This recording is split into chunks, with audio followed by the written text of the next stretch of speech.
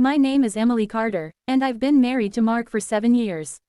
We live in a quiet town in Colorado, surrounded by tall pine trees and friendly neighbors. Our home is simple but filled with laughter, good memories, and the smell of freshly brewed coffee every morning. One Saturday morning, something unexpected happened that I still remember vividly, not because it was shocking, but because it reminded me how small misunderstandings can sometimes teach us big lessons. Mark's cousin, Ryan, had recently moved to town to start college.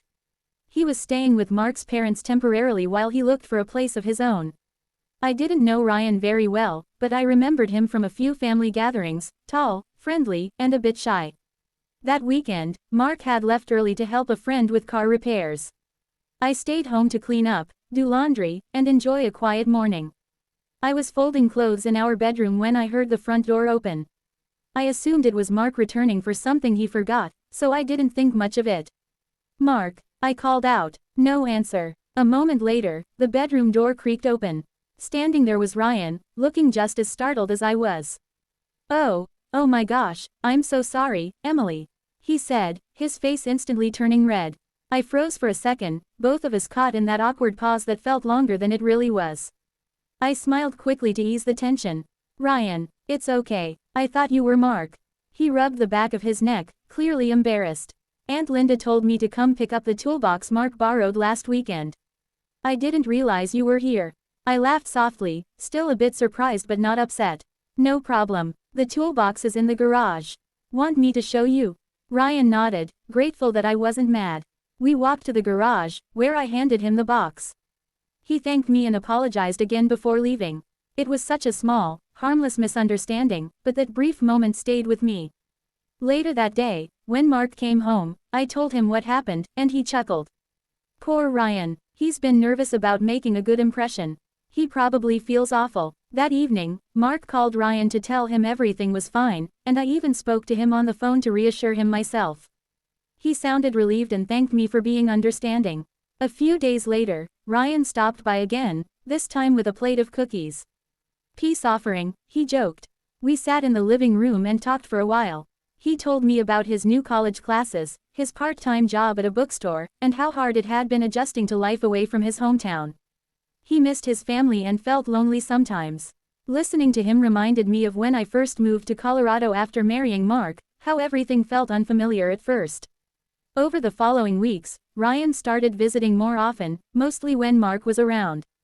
The two of them would fix things around the house, work on projects, or play basketball in the driveway. Ryan's presence brought a lighthearted energy to our home, and I started to see him not as Mark's cousin, but as part of our little extended family. One day, while Mark was at work, Ryan dropped by again, this time intentionally. He had brought over an old chair that needed fixing and thought Mark might have tools for it. I told him Mark wouldn't be home for another hour, but he could wait. We set up in the garage, chatting casually as we worked on the chair together. He was careful and polite, asking questions about home maintenance and life lessons. I realized that beneath his quiet demeanor, Ryan was thoughtful and kind, the kind of person who wanted to do right by others. When Mark got home and saw us working together, he smiled proudly. "Looks like you two are building furniture and friendship," he joked. That evening, as the three of us sat down for dinner, I looked around the table and felt grateful. Life can surprise us in the most ordinary moments, a knock on a door, a conversation, a shared laugh. Months later, Ryan found his own apartment. Before he moved out, he stopped by one last time with a small gift, a framed photo of all of us at a family picnic. On the back, he'd written, "Thanks for making me feel at home." I teared up when I read it. That unexpected visit months ago had turned into something beautiful, a reminder that family isn't about perfection, it's about patience, understanding, and the small acts of kindness that make us feel connected. Now, whenever I think back to that morning when Ryan accidentally walked into my room, I smile.